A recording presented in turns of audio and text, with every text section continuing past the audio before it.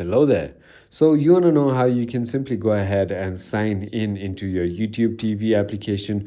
This is the only video you'll ever need to watch on the internet. So with that being said, let's just get straight into the video. First things first, all you need to do is simply go ahead and open App Store, click on the search bar and search for YouTube TV just like that.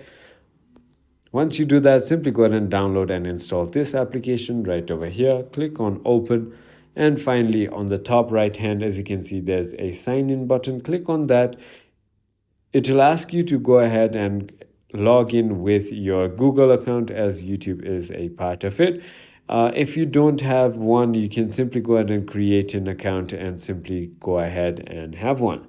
So all you need to do is just choose your Google account or even just add account down over here. Click on continue and simply go ahead and enter your email, your password, and you will be logged in. I hope this video was helpful to you. If it was, hit that like button and I'll see you on the next one.